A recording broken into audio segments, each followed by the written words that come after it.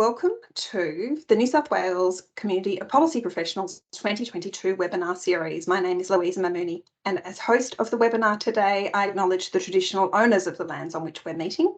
I'm on Gadigal Wangal land, and wherever you may be joining us from, I recognise this land as Aboriginal land and pay respects to elders past, present and emerging, and welcome Aboriginal people with us today. Today's webinar is Turning Policy into Outcomes with Sound Program Design and Practice. This is a practical session on how to set policy implementation up for success with sound program design and practice. Together with our speakers, we'll be getting familiar with how to develop a program logic and a program plan to guide and support implementation and reduce risk of policy failure and blowouts in time or budget and measure success. We'll also be exploring program design and practice with case studies from the housing and environment portfolios. So if you're a successful policy practitioner, it is inevitable that one day you will be asked to implement that policy, and we want to help you gain the skills and knowledge that will help you on that journey. What better way to do that with our speakers today? Anthea McClintock leads the Centre for Economic Research and Development at Investment New South Wales. The Centre applies economic principles to public policy issues and uses this knowledge to enhance the competitiveness of regions and industry sectors to achieve statewide growth and employment outcomes. And Anthea has over 20 years' experience in applied economic research and policy development. Joanna McClellan is the Director of the New South Wales Housing Strategy within the Department of Planning and Environment. She oversees the implementation of the strategy and its action plans to achieve long-term housing vision for New South Wales. Joanna is joined by her colleagues James and Luke, and Shawn Hollbach is currently Reform Manager for the Biodiversity Credit Supply Task Force in the Department of Planning and Environment. He has extensive experience in policy and program management across a wide range of portfolios in the New South Wales Public Sector. So welcome to our speakers today. Thank you for joining us, and I'll pass over to you now for the presentation, and then I'll be back again to join in for the discussion later on. We'll hold questions to the end, so I'll let everyone know what to do at that point. But Anthea, I'll pass it over to you. Thanks very much, Louisa, for that introduction. Yeah, I'm pleased to be presenting today on turning policy into outcomes with sound program design and practice, and I hope you all enjoy the session. I'm pleased to be co-presenting with Joanna and her team today, and also Shawn. The first part of the webinar will run through a first principles approach to policy and program design. So it'll be setting out some of the fundamentals that you need to be able to start to practice or be a practical practitioner of policy. Joanna and Shawn will then run through some practical examples of this so that you can see what this looks like, some tangible outcomes drawing from housing and also the biosecurity, the biodiversity fund. Sorry? We just we lost your presentation. I think it slipped off your screen. Hold on, let me try and. That's better. We can see it again now. You got it. Terrific. Yep. So in terms of good practice, good policy practice in supporting decisions, imagine yourself as the minister, someone who's required to make a decision about how a policy intervention will be put in place in the community, and what you would need to be confident that you're making the right decision. It'd be very difficult to make a best policy decision without these 6 pieces of information: why a decision is needed, the evidence of the need, the policy's public purpose, why it's the preferred policy, the alternative policy outcomes that you considered, and how it could be administered. So when you're looking to give evidence or to do research to support a program or to provide advice up to ministers, it's really key that your briefings and your information and analysis includes and covers all of those 6 points. But how do we best go about putting that information together so that we can contribute to that good policy process? So most of you will have heard of program logic and program logic models, and this is a really useful way to set out how you are trying to create change. This is a high-level overview of what a program logic will look like. Many of you will have seen them before and hopefully had an opportunity to practice them. The thing that we're going to focus on in part of today's session is some of the work that you need to do before you embark on a program logic. And it's mostly around this issue or the problem. If you misspecify your problem or issue at the outset, your program logic can be flawed and it will risk your program being ineffective. So the program logic is great and it's a fundamental that we will all need to work with, but there's a couple of key steps that you should be aware of before you jump into your program logic. We're missing your presentation again now. Not sure what I'm clicking on to do that, but hopefully I can grab it back pretty quickly. Very good. Okay. So the first is understanding or doing a problem and opportunity analysis. The second is, if I can get, I'm having trouble getting my mouse working. I think this is why it might be clicking off. Just hold on 1 second. Okay.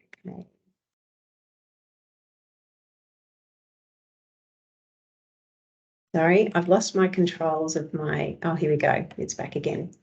So the first step is setting out your problem and opportunity analysis. The options analysis and setting up or establishing your outcome statement is next. Then you can jump into your program logic model.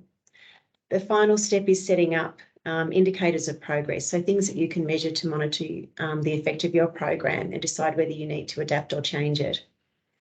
So in terms of getting it right at the outset and understanding what your problem or opportunity is, the three-step model shown on the screen here can be a useful discipline to help to dissect a problem or opportunity. It's based on understanding your causes and drivers, setting those out as a clear item, how they feed into the issue that you're responding to, and then the effects are the things that you observe as a result of a particular problem. Understanding the causes of drivers is really important because that's what you will be designing your program interventions around. They'll usually be focused upon things that economists refer to as market failures. So these will be shortcomings in the nature of the market, the nature of a good or service, or in the availability of information. The effects, on the other hand, they're what you observe, they're the evidence of the problem.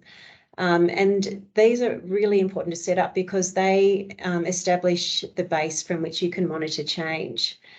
One of the key things to make sure you get right, though, is that your program interventions are focused on the cause or driver, because if they're not and they focus on an effect instead, your program can end, but the problem will remain. I'll touch on this lightly, aware that not everybody is an economist, but this can be a point at which you might want to call on your economics teams within your organisations, because they can help you work through what the causes of the problem are and take a market failure approach to that, to set out and clearly identify what type of market failure is there so that you can design the right intervention. So I won't go through all of this now, but just be aware that drawing on that economic expertise can help make a stronger case for why your program is designed the way it is and that it is likely to be effective.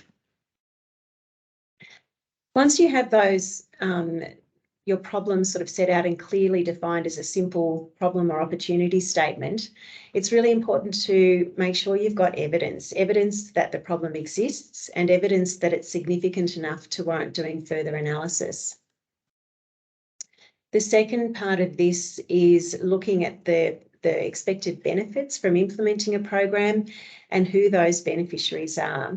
And you can use these three elements to design your options and also your problem outcome statement, which is what we step into here. So you can see that your causes and drivers, you'll just lift and pop into the bottom part of this spreadsheet to work through the possible options that you could use to address the problem you've identified. The response options, you'll probably find that there's many options you could consider.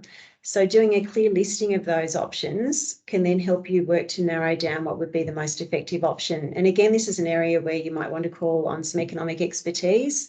Doing cost benefit analysis to better understand the pros and cons and the costs and benefits of each option can help you identify your preferred option, and that will feed into the solution.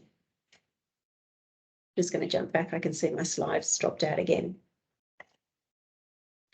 The expected benefits become your intended result. Your target group are the beneficiaries, and the actions that go into your outcome statement are your preferred option that you've identified. The outcome statement is really important to get right and to have it as being very clear.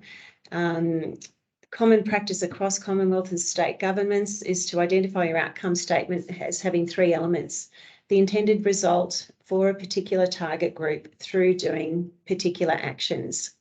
And if you can frame it as a simple sentence like this, it will be very clear what your program is trying to achieve. Keep in mind that outcomes, which are results, are different to outputs, which are the activities that support the results. We should make sure that our outcomes can be assessed and that outcomes are realistic. And this is where your program logic model comes in. This is a whole workshop in itself, so we'll only touch lightly on it here, but it is a really fundamental piece of program and policy design. What we're trying to do today is show you some of the steps around this to make sure you have a fully effective program logic.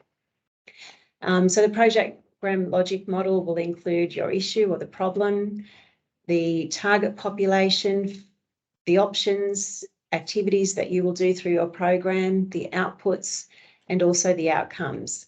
But it's also really important to make sure that any assumptions that you're making to this logic model, as part of this logic model, are clearly identified, and along with any risks, so that these can be taken into consideration.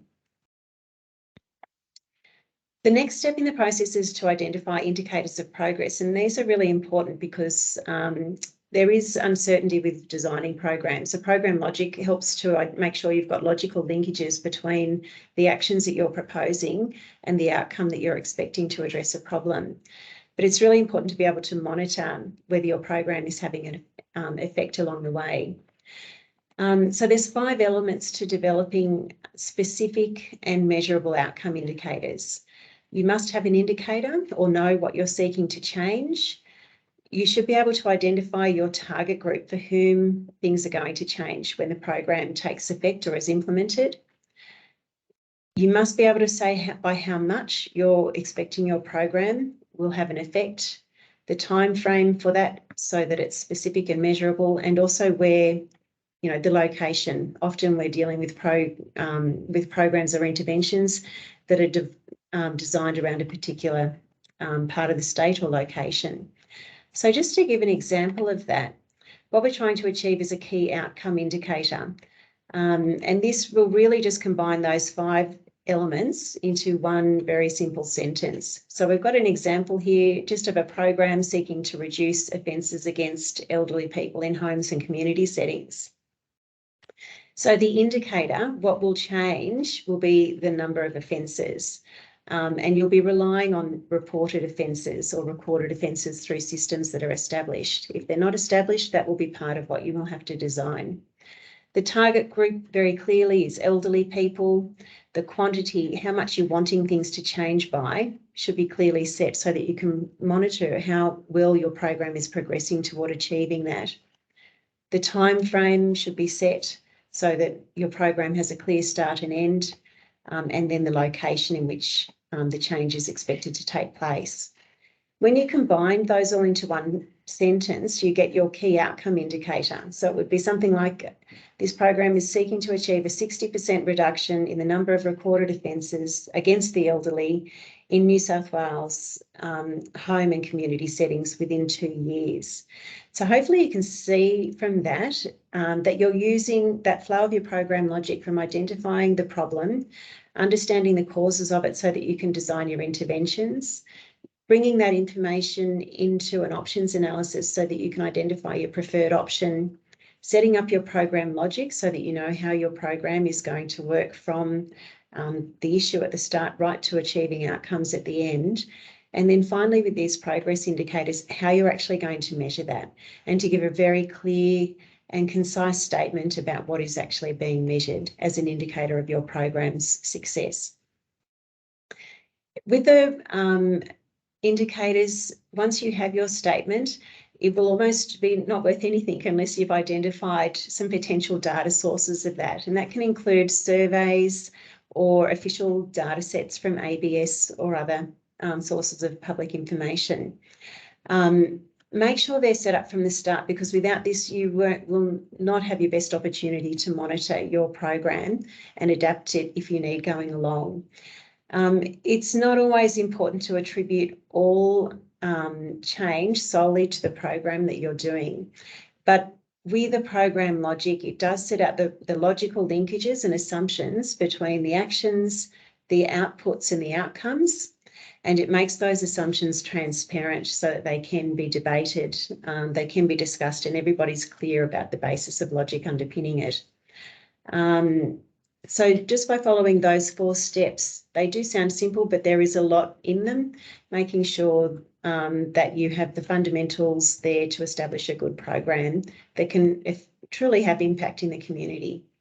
So that comes to the end of my section of the presentation. I'm going to hand over now to Jo, and happy to answer questions at the end of the presentations. Thanks, Jo. Over to you. Thank you very much. And hello, everybody. Some of you I know, although there's over 300 people here today, so some of you have never met me before. I'm Jo McClellan, the Director of the New South Wales Housing Strategy.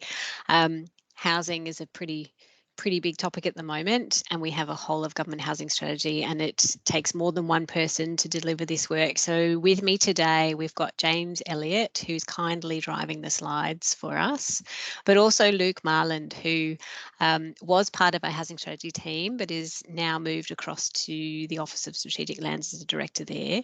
But he has been setting us up for success in terms of developing our program logic this year for implementation. I should say as well that the housing strategy team sits within the Department of Planning and Environment, and it is our job to deliver the end-to-end housing strategy. So James, if you take us to the next slide, I'll give everybody a little bit of an overview of what the housing strategy is. So housing affects every single one of you in your daily life.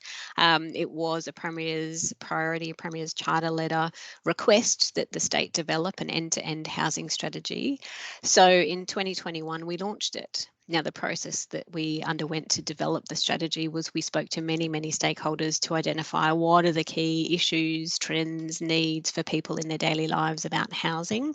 The strategy itself does cover more than just social and affordable housing. It covers everything. Every single thing you can think of to do with the way you live is important and embedded within the housing strategy framework. So we created this 20-year vision.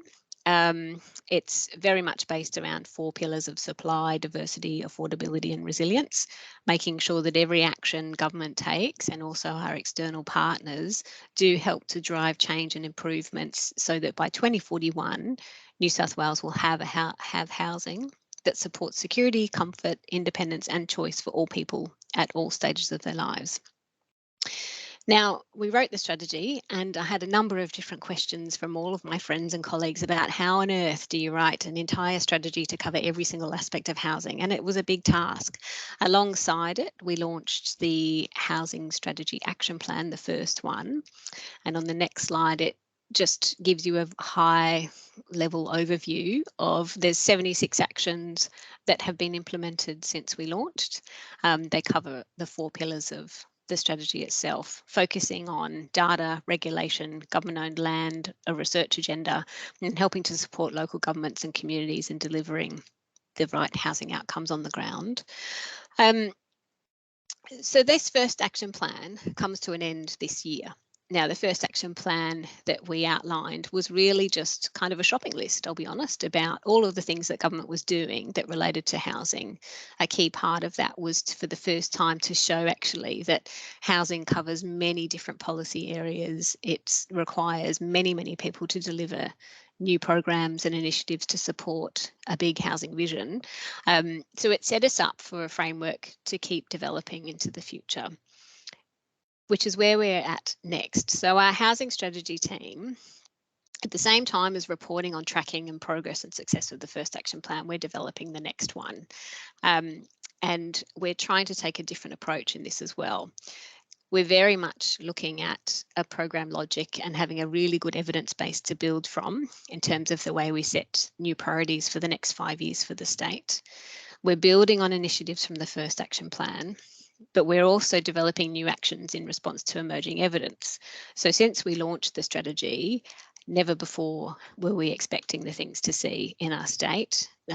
Regional housing pressures, for example, the impact of COVID and people moving to the regions or not moving out of the regions had a really, really big impact on our housing system and affordability.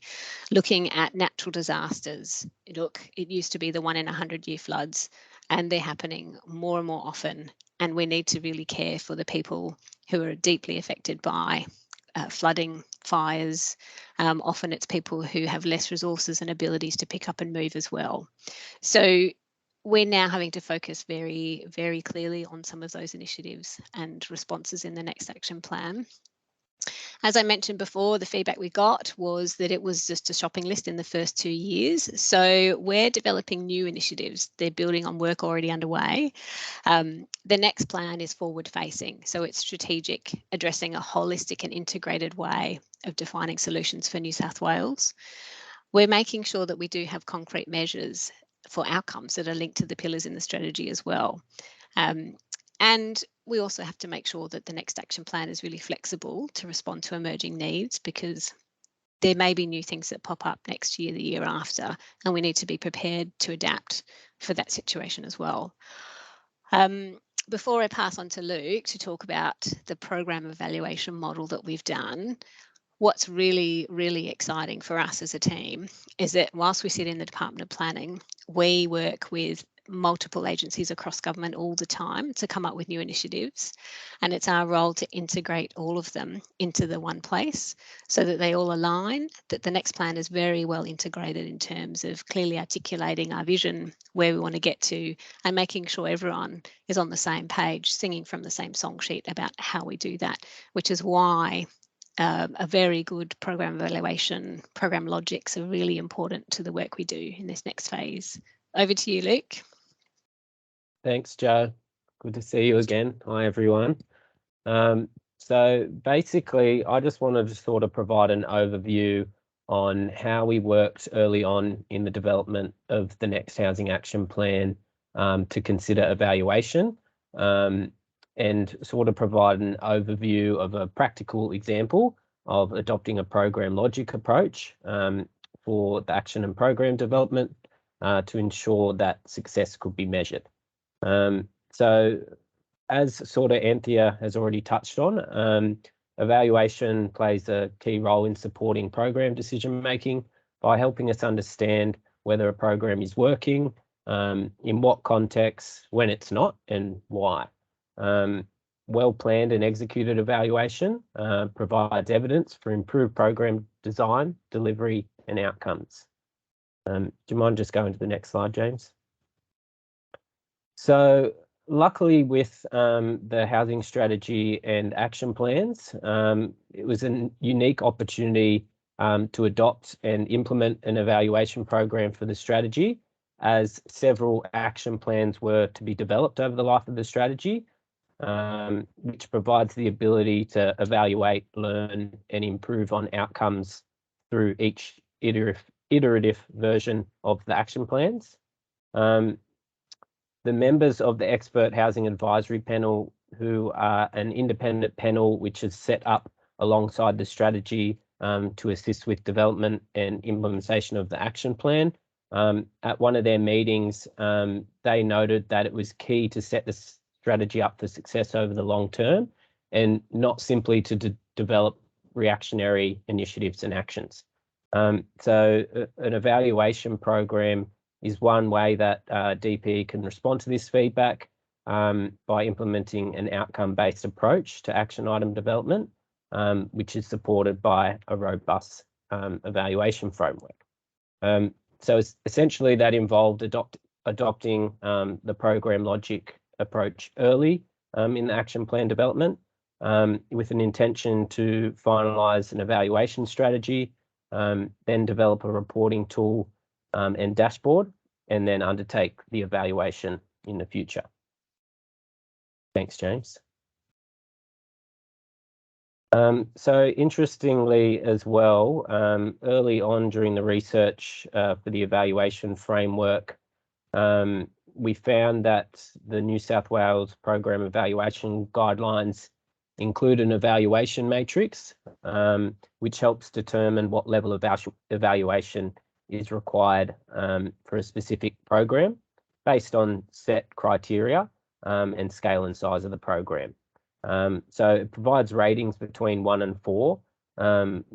Based on this assessment, the next action plan was rated as a 4.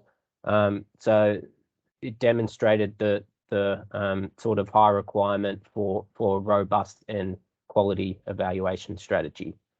So this figure sort of shows an overview of the alignment of a typical program development process, the evaluation process, and the development of the next action plan. As you can see, evaluation planning starts during solution design, or in the case of the action plan, as we develop the actions, to ensure that an outcome-based action development is adopted early in the process. Thanks, James. So here is the program logic model which we adapted from the Treasury template. We used it and made it a bit more fit for purpose to suit our program. And essentially what we did following across government stakeholder workshops was we created a template that each team could use to start developing their actions using this model. So essentially it was ensuring that we were capturing all the information we needed to evaluate actions upfront early in the action development process. It was also interesting to experience how teams actually use this process to get a better understanding of what their program was to achieve. You know, they might have identified the need for a program, but they weren't as far along in the process of perhaps developing outcomes and benefits. So it allowed them to consider that early on in the process, as I said. Another key point was that it had them considering data sources and data points early on in the process as well, which always assists instead of sort of adopting a retroactive approach to ensure that the data is available before you do commit to measuring a certain outcome. So I think sort of the key takeaways for us was to develop an evaluation process early in development. Evaluations, you know, often an afterthought, and it's hard to implement retroactively. So it's important that, you know, a model like this is followed at the beginning of the plan development to ensure that you can measure success and demonstrate how government is meeting outcomes. Thanks, Luke. So I get to finish off with one final slide, which is our evaluation framework. What's really exciting is that this is a real life example we're sharing with you at the moment. We're in the middle of this process. And as we would all be appreciative of, a whole of government housing strategy, such as Housing 2041, requires a significant investment in public funds. So we need to make sure that all of the programs and initiatives that we put in place into every action plan are managed and delivered efficiently and effectively. We need to show that it is money well spent and time well spent in improving housing outcomes for the state. So we've worked with the program evaluation team in the department to develop this framework that we can assess and measure outcomes against state plan priorities, state outcomes, and general, the long-term vision of the strategy itself as well. The benefit of this is that we can then look at what, when, how we're improving programs and initiatives across the life of the strategy. We can also share this evaluation framework with other departments and agencies to align their future work against as well. It provides a really good justification for the ask for government funding and spend on new programs and initiatives. And we are confident now that we've got a really good program logic in place that we can measure success and also show alignment of all of these different initiatives to the one long-term vision. So why evaluate as well? Well, for us, it's really important because we need to demonstrate that the programs are achieving the intended outcomes that we set in place. We need to make sure that we can tap in and investigate if initiatives are working, and if not, why not? Then we can adapt them and make them more flexible. We also need to make sure that we justify ourselves in existence to continue on with these programs. And if they're not useful, then let's rethink them. Also, constantly creating evidence that we can then inform future generations, future policies, and in terms of what works and what doesn't as well. So those are our long-term goals for the strategy. It is really, really nice that we've been able to bring different agencies together to think in this way. It's the first time I think that's been done across multiple agencies to set one big outcome for the whole of the state on a really important priority of housing. I think that's a bit about it from us. We look forward to your questions at the end. And now we have our second case study. Shawn, over to you.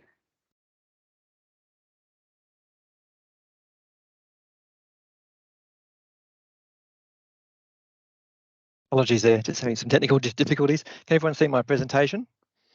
Yes, we can. Great, thank you. Yeah, so as Louisa mentioned earlier in the presentation, I'm the reform manager for a new credit supply task force that's been established in the Department of Planning and Environment to set up and operate a biodiversity credit supply fund that was announced in the state budget, and also implement other reforms relating to the biodiversity offset scheme. So I'm just going to provide a very quick overview of the task force's objectives, program logic, and some of the program management controls we're putting in place, including some of our how we're measuring our progress, and hopefully this will demonstrate some of the principles that Anthea, Jo and her team have already talked through. So what is the biodiversity offset scheme, in case you're not familiar with it? It's actually a pretty complex scheme, but essentially it's the New South Wales framework for offsetting unavoidable impacts on biodiversity from development activities with biodiversity gains through landholder stewardship agreements. It was established under the Biodiversity Conservation Act. So under the planning system, applications for development or clearing approvals must set out how impacts on biodiversity will be avoided and minimised. But where there are residual impacts that cannot be avoided, then developers can offset these by purchasing or retiring biodiversity credits, retiring them if they already own them, or paying into the Biodiversity Conservation Fund. And these biodiversity credits, they're generated by landholders entering into what are called biodiversity stewardship agreements to create offset sites on their land to generate credits. So essentially these BSAs are in perpetuity kind of agreements. They're legally binding. There's a management plan that sits underneath them, and they kind of set out that how the land will be managed to restore or maintain ecosystems and threatened species.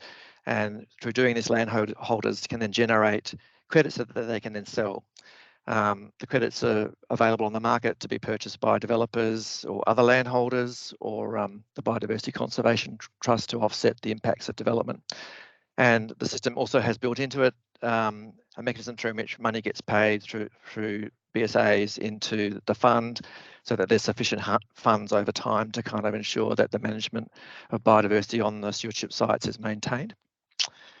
So the policy problem the task force has been working on relates to the supply of certain credit types that are in demand by developers and how the biodiversity credits market is functioning in New South Wales. So this graph just demonstrates or just shows a projected demand for ecosystem credits versus the supply. And as you can see, there's a big shortfall in the supply, the availability of credits to meet the demand for developers over the next 5 years. This modelling suggests that something like 500,000 ecosystem credits are going to be needed for developers to offset their to meet their offsetting obligations, and the supply is far short of that. So essentially, there's a thin market for some credit types that are in demand by developers.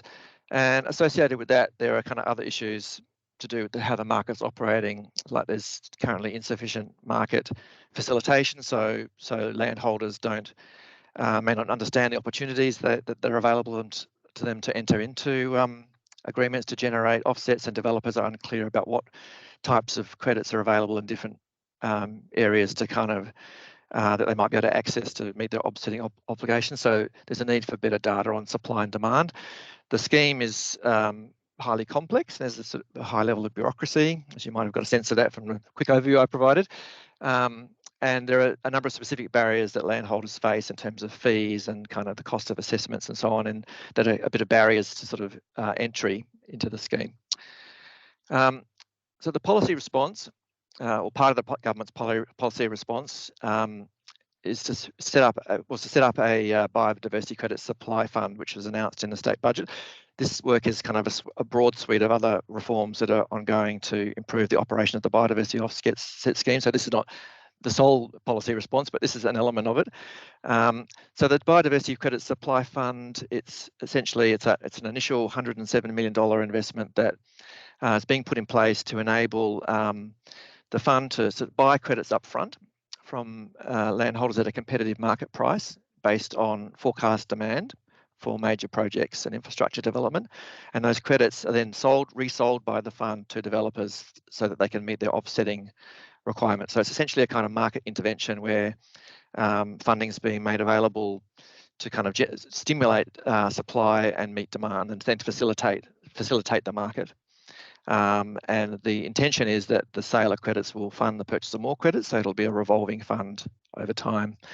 And the task force's role is to work essentially to fast track the supply of credits that are in particular demand, that based on our modelling and forecasting, to operate the supply fund. And part of that also involves kind of lowering the cost of credits over time and compared to current forecasts, and increasing certainty for proponents and reducing delays by providing a more kind of more certainty in the market around supply, and providing more liquidity in the market so that there's more confidence about buying and selling, and also improving the kind of reputation of the scheme as a whole.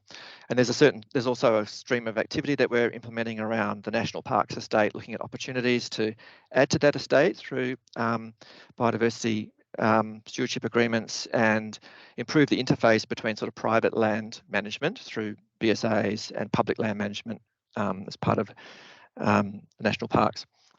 So we have a detailed program plan that we've developed around this program of reform. This is a kind of high level roadmap, which I won't talk through in detail, but there's kind of 3 key phases that we're kind of following. There's a design phase, much of which is already complete. We're in a kind of establishment phase at the moment where we're setting up the fund, and we're working on a range of measures to make it easier for landholders and proponents to understand opportunities and engage in the market. And then there'll be a phase where we'll operate the fund, and there's a number of key kind of evaluation milestones that are also built into our program plan. And then in terms of our program logic, a lot of the work around defining the kind of policy problem and evaluating the options and the cost benefits of different options was undertaken as part of the business case that was prepared for the state budget, which is what gave rise to the $107 million allocation. And the business case includes a high level kind of program logic that sort of defines the relationship between the proposed reform activities that were being put forward and achievement of conservation and development outcomes. under the Biodiversity Conservation Act, as well as kind of the alignment with the state outcomes, Premier's priorities, and so on. This, what I've got up here, is a slightly more granular sort of program logic that kind of is that's structured along the lines of the work streams that we're implementing to deliver the reform, and it's still being refined. But I'll just maybe it's not sufficient time to talk through the whole thing, but I might just talk through a couple of them. So we've got this overarching program objective, which is actually part of the legislation around avoiding, minimising and offsetting the impacts of development on land through the scheme, and securing biodiversity values through biodiversity stewardship agreements to contribute to no net loss of biodiversity in New South Wales. And then we've got the work stream around the supply fund, where the overarching objective is to sort of improve liquidity and confidence in the market and the scheme. There's a number of key outcomes that feed into that. One of them is increasing the supply of credits that are in demand, making it easier for proponents to access those credits and reducing their need to pay into the fund to kind of meet their offsetting obligations, and then contributing to biodiversity outcomes, including by connecting national parks and stewardship sites. And then we've got the specific program activities, and this is just a very small snapshot of those that feed into those outcomes, and then a range of progress indicators, which is how we'll measure how we're tracking against those, measure the impact of those activities in delivering those outcomes, essentially. And I'll talk about the indicators a bit more in a moment. So around biodiversity stewardship agreements, a similar kind of thing. We've got this overarching objective around improving the efficiency and delivery time of the approval process, the BSA approval process. We want to, as an outcome, we want to see streamlining of processes and improved customer experiences, so landholders can engage with the scheme in a way that's easier. The barriers are removed, the bureaucracy is reduced. We want to see a reduction in processing times, which are currently quite long for a new BSA. We want to make sure that BSAs are in place as soon as possible. And we want to obviously see an increase in the number of agreements and therefore the number of hectares that are then covered by stewardship arrangements. So that just gives you a bit of a flavour about how we've structured our program logic, and we're continuing to refine this. We're in the process of kind of finalising our 3-year evaluation plan for the fund, and we'll be refining this program logic in the context of that plan. And in terms of progress indicators, this is also something that's a bit of a work in progress, but it essentially shows some of the metrics that we're using to measure our progress in delivering some of those work streams I just referred to. I won't go through them all, but essentially there are the focus is on 3 kinds of measures. There's measures around service improvement. So, for example, how whether the time taken to process agreements is a good measure. Is one of the key measures we're using for that. It's sort of a measure of the kind of efficiency of the process. And then there's a range of measures around conservation outcomes. So, the measures around the number of hectares that are approved by that are subject to new biodiversity stewardship agreements, the number of in-demand credits generated, and the total fund deposit, which is the amount of money that's paid into the fund under each stewardship agreement to ensure kind of ongoing management of the land. And that's kind of a good indicator of sort of the conservation impacts, because there's then proactive sort of funds available to manage a particular parcel of land. And then the third area is around market function and efficiency. So these measures around the credit supply fund, we're looking at the sort of obviously the turnover in the market, the turnover of the fund, I mean, the amount of credits that are held by the fund, as well as the amount that are being bought and sold over time. We're looking at the and the efficiency. So there's a measure that we're putting in place around price efficiency, looking at the kind of price of credits as they relate to the total fund deposit amount as a measure of kind of price efficiency in the market. So we're going to be reporting on some of these metrics, or all of these metrics, monthly over time, and then refining the model as we go along in response to various evaluation activities. The other thing we're doing is we're doing some benchmarking. So we want to, obviously, you measure your performance against particular benchmarks. So there's benchmarks being developed across a range of different kind of task force activities, but one example is around the sort of the processing time for applications. We're looking at developing an historical average that we can then measure our performance against over time to see what impact we're having. And And then I thought I'd just quickly run through some of the program management controls we're putting in place that are kind of directly informed by the program plan that we've developed and the program logic that I've just, and the measures I've just talked through. I won't talk through this in a lot of detail, but we've got like 4 broad streams of kind of program management activity, and they're pretty generic. But we've got obviously a strategic plan and a vision. We've been doing a lot of stakeholder analysis to understand what our stakeholders need and expect from us. We've got sort of strategic planning and business planning processes in place so that each team will have a clear work plan that feeds into an overarching kind of baseline plan for the task force that will then kind of manage the delivery of. And as part of that, we've got a change log process where because obviously reforms evolve over time and things change, and that's perfectly fine. You should actually, good program management involves responding to change and adapting activity, but we want to make sure that that process of change is kind of controlled so that there's accountability for delivery. We've got systems or a framework around risk and issues management that kind of is directly linked to the deliverables that we've identified.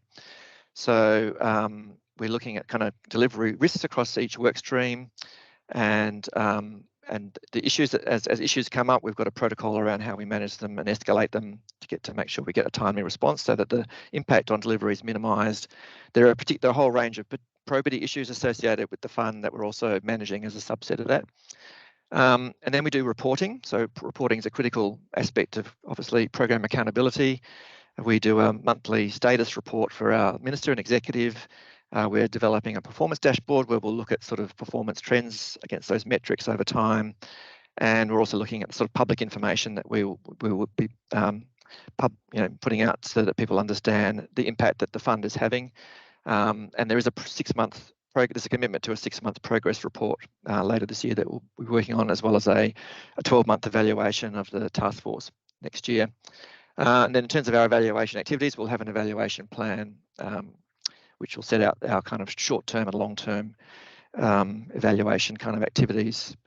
So I suppose in terms of key messages, picking up on what some of the other speakers have said, I think it's really important to be clear about how your activities are contributing to the achievement of the outcomes and the vision of change that you've been tasked with kind of implementing, and to have a really clear evidence base about how the impact of what you're doing can be measured, but also be open to refining the approach over time, whether that be through action research or user testing or co-design, because things will never work out exactly how you expect. And it's fine to kind of refine your approach over time and not be too rigid, but changes need to be controlled and monitored in terms of your kind of program governance so that there's accountability.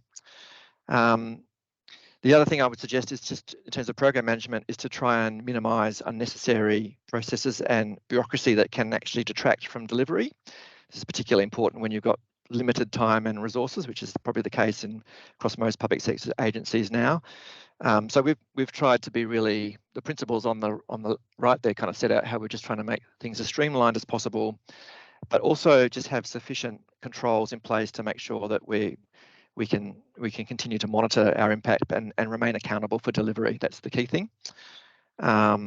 Sure. Yep, so we might move on to questions now. I want to leave a few minutes for that. Sorry, it took a bit too thank long you. there. So thank you very much, and thank you to all our speakers so far. And we have some questions coming through. So if you've got questions, we'll probably have time for a few if the answers are short.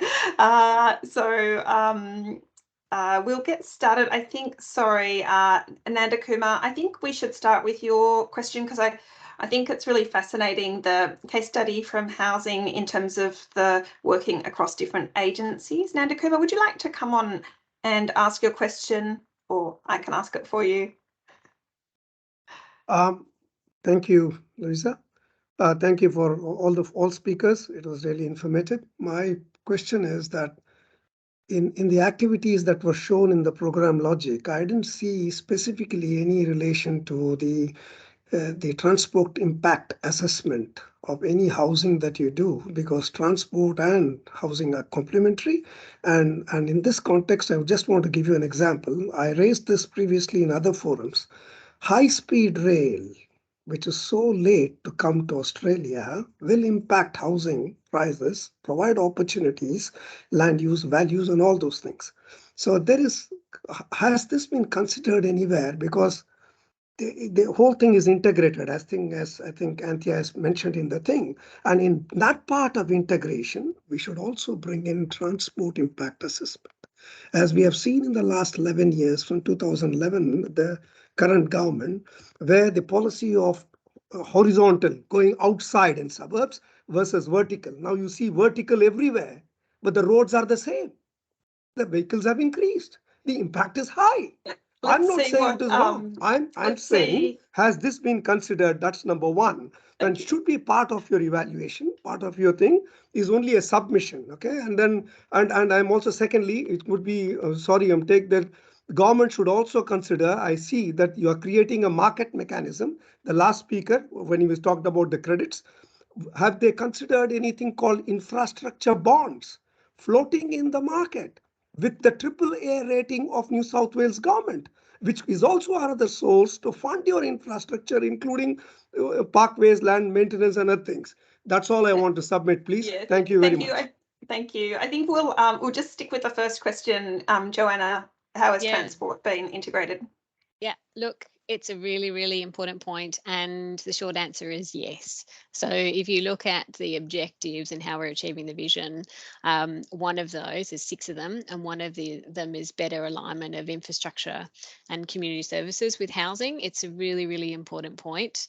You'll be pleased to know that there are, in cross-government groups, transport and planning are working together and meet monthly to discuss all of these things to get the timing right, to make sure we're approving houses in line with transport need and services as well. So definitely a really, really important point. I've noticed there's one other question in the chat around how we flex and adapt in response to changing industry landscape and the economy in delivering the housing strategy. Again, it's a really important thing that is front of mind with us at the moment, and always has been. When we wrote the housing strategy, it was mid-COVID, and the future was uncertain. And so it was really difficult to write a long-term plan, knowing that the environment could change. So what we've done is make sure that in implementation, we do it in a phased way, that we don't do one action plan that lasts for 20 years. We are constantly every year able to come up with new ideas, change initiatives, change outcomes if there are really, really important economic drivers that come through that change, that we have to adapt. So we've built in flexibility, which is really great. Anthea, would you like to add anything to that from a more kind of general perspective about to respond to, sorry, Paul, you didn't get to come on and ask it, but about how to adapt program logics and policy design over time to address changing circumstances?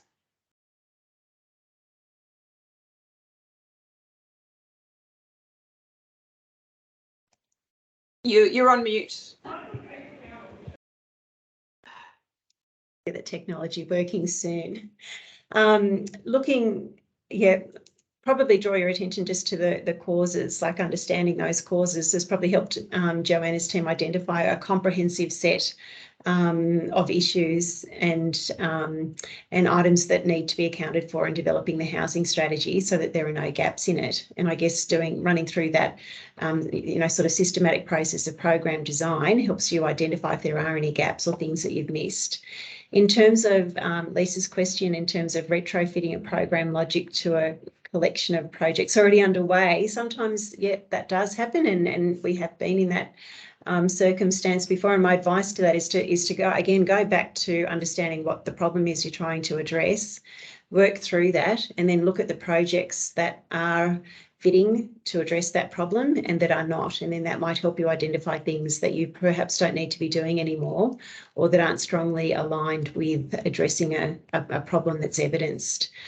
So I think, again, going back to that starting point so that you can use that as a frame to bring disparate pieces together, find out what fits and has a logical fit to addressing that problem and what doesn't. And that would be my suggestion there. Thank you.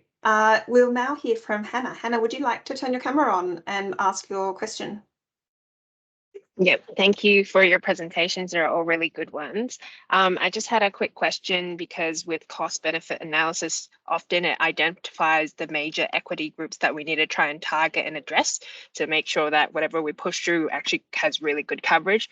But what do we do about those equity groups that are not well represented? How do we make sure our design process accounts for them? I think that's largely what my question is trying to target. And both Anthea and Joanna might want to have a say in this. And I actually think Shawn has some experience in it, not necessarily from his recent case study. So. And I was going to say, have you got a specific example? Maybe remote New South Wales or rural areas, you know, some of those very thin markets that we're looking at.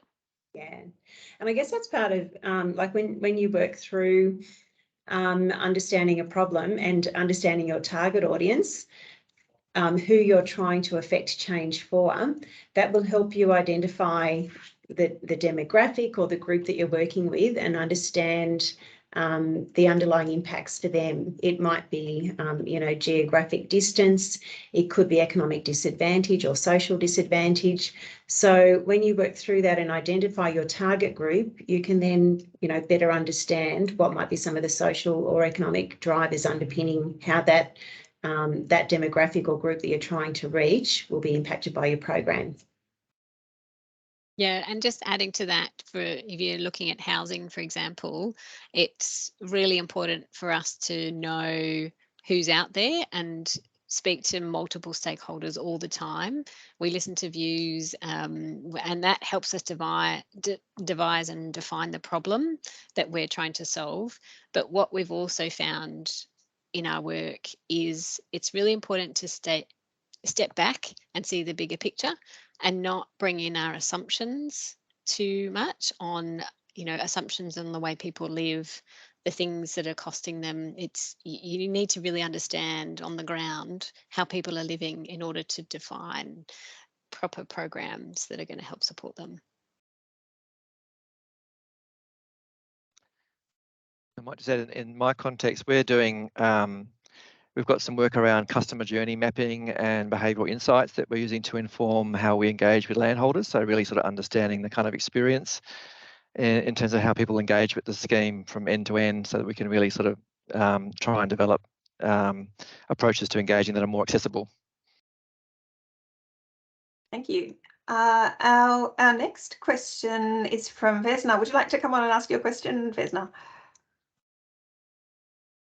Hi everybody, and thanks for the session. It's been great. I'm the program manager for the Cumberland Plain Conservation Plan, which has recently been released. And I was just wondering, we're sort of aligning in terms of the structure of what the other projects are doing for evaluation. So I was hoping to know if there's any interest of sort of collaborating across government to find out if there's any shared tools or templates, or, you know, we'll be doing an annual report. Like, is there any examples that people have done previously, or any ideas of how things can be done better, lessons learned? So yeah, I'm interested for ideas and collaboration if anybody else is. Anthea, you might be the best to represent what's happening. If there is any opportunity to do that, or if it has been tried before. Look, I'm sure there is, and I am in a different role and not in a program evaluation role. So, and I've been in that for a few years, so I'm a bit out of the loop. But there, like, you know, Treasury, you know, do have guides for program evaluation, and there is a community of practice for cost benefit analysis as well. So there's probably a forum that you might be able to reach out to and work through for there. There is the New South Wales Evidence Bank, which is where evaluations of programs are collected and collated through Treasury. I don't know if there's anyone from Treasury on the line, but if not, yeah, I think I'm part of that. Yeah, I was just more asking more about the program management side of things, like in general, rather than just evaluation. But we can suggest to the Public Service Commission that they start a new community of practice. I'm sure they'll be pleased about that. Joanna, we have one more question that I wanted to finish on. Do you want to add to that before we do? I need to step to another meeting, unfortunately. I think the question is, do we evaluate in individual components and chunks? So because our strategy requires multiple agencies to develop and deliver actions that align to the long-term vision, we don't want to step in and duplicate and require loads of reporting for multiple agencies all at once. So we report on the overall achievement of the vision and the objectives in chunks as a whole, but it's supposed to support other evaluation programs, monitoring, reporting frameworks for individual teams across government on the work that they're doing. So the intention of this new plan is to make sure that it all aligns together well, and we're setting up good reporting mechanisms across different agencies so that it's not exhaustive work for everybody. Thanks so much. I really have to run. It's been wonderful reach out. Sorry, there are a few things to finish up with. So thanks, no worries, and thanks, Joanna. I wanted to thank all of you for joining us today, and particularly our speakers, Anthea, Joanna, Luke, and James, and Shawn. On behalf of the community of policy professionals, thank you for taking the time to speak to us today, and to you, our audience, for your interest and enthusiasm in policy. We'll be back on the 19th of October with Georgina Harrison, Secretary of the Department of Education. So look out for news of that webinar in your inbox shortly. Until then, take care. Thank you. Thanks, Louisa. Thanks, everyone.